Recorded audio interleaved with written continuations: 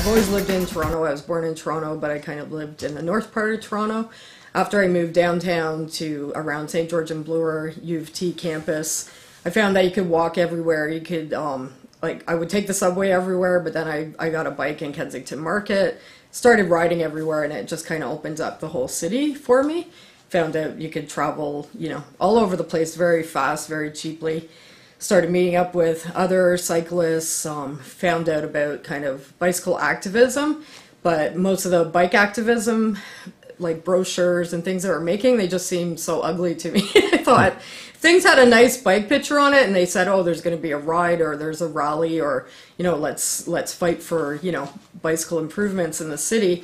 It might encourage more people and get the word out faster. So I didn't really wait for anybody else to do this. I just started making my own artwork, and if I heard that there was like a bike event on, I just hand stencil like a bicycle on the flyer, hang it up in coffee shops, different places, the university, to get the word out. And I found there's more reaction if there's a bicycle graphic than if you just hang up something with black and white lettering. People don't respond really to lettering, but if they see a graphic, and especially if it's a bicycle, and as a cyclist, I know if I was out in the community and there's a whole bunch of posters hanging up, if I saw something with a bike, I'm always naturally drawn to that because I want to know what biking information, events are going on, like in and around Toronto. And then my very first stencils, the way I started, all of this, this is like Mylar, so this is acid-free now, but when I first started, I would find plastic sheets like this in the garbage from different printing places.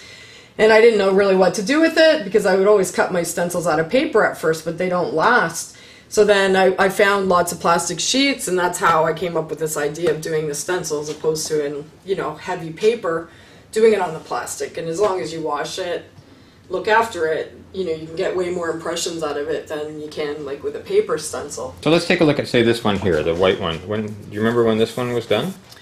So this was originally like a paratrooper's bike that folded, like this is the folding thing up there. And then like a Dahan now, right? Like the old early Dahan foldable bikes. And then somebody like made a new modern reproduction of it. And I just love this bike because it's got like the rack here and the fenders here. And then at the time this was a challenge for me because when I first started, the bikes were pretty plain because it's easier to cut something plain. So then as time went on, I'd be like, well, maybe I'll try to put more in, like a bike chain and this and that. So this was like, for me, like really challenging. And then people ended up liking it. So, kind of made me get more into it and to take more risk kind of as designing. Like this, I think this is the same one there too. Yeah. This one's just the white paint always sticks to stuff. You can never get it off. So where do you cut the stencils? I have this light table right here. So this is really good. So you're starting with a sort of, it looks like a basic kind of Helvetica kind of font, but then you're really giving it your own style by the way you're cutting it, right? Yeah, like exactly. It's grunging it up a bit. Yeah. And then that's the other nice thing about stencils and what people aren't understanding with everything. Everybody wants everybody to think fast. It gets so boring. When you do something with something as simple as this, there's like a human response to it that people are like, even if it's just something as simple as this, it's like it catches their attention, and I think people are missing that in this world with everything mass-produced, and it's the same, and oh, look how good that looks, and look how fast we did it, but it's all going so fast, but it's also cruddy at the same time that people get more of a response to things not being so perfect, right? So that's what I like about it, and I find people get a reaction to it, and I think it's just the human touch in things. And we don't have that anymore. And this is just like a basic thing, but it makes like for nice results.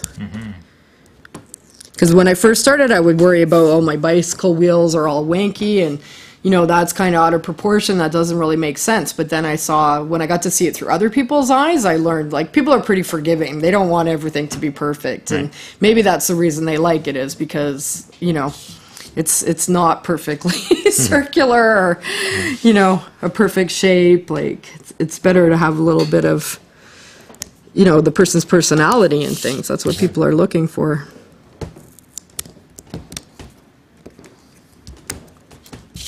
I mean, a laser could cut that out dead perfect, but that's not the idea. No, that's what again all the artists are doing today though. People are working on Photoshop, so they're doing like the designing on computer, and then you can get businesses now to cut your stencils, and people can't even believe that I even cut them.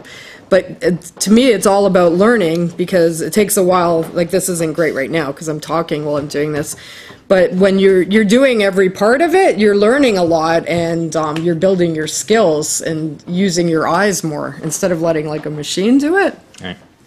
So I think that's important, or maybe that's what I enjoy it. Like, I like actually working. I don't want everything done for me. Right. You know. And that's part of riding a bike too. Like, you're doing your own work, right? Moving your bicycle. It's the same with stenciling. Like, I'm doing it all. I'm not like counting on machines to do it. Right. So yeah, but I love cutting stencils. It's very relaxing, and it's like you get really into it. And then I also call it. It's kind of like animation. I'm hoping one day, we're thinking about setting up like a camera that would take shots, because when you're cutting a stencil, you'll first see this, and then then you'll see it evolve into a bicycle from, like, you know, making one little shape, like some simple shape. And that's why I have the mirrors in here, because as I'm cutting, I'll be testing from far away, like, is it coming out graphically? Does it look like a bicycle? Is something wrong? Like, so you're like, I'm constantly analyzing them and checking, you know, is that like a good bike, or does that bike need some work? So has your work sort of evolved from the simple to the complex? Is that sort of a trend that you're...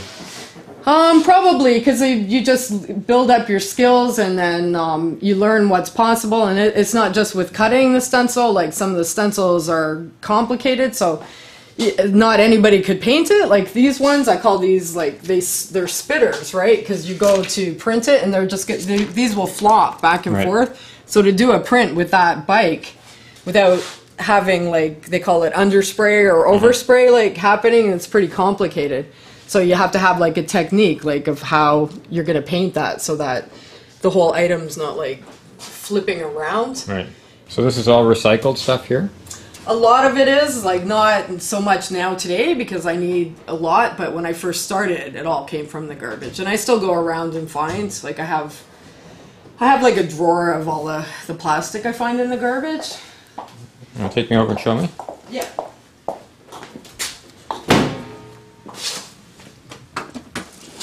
This is all it. Like, you find stuff like this.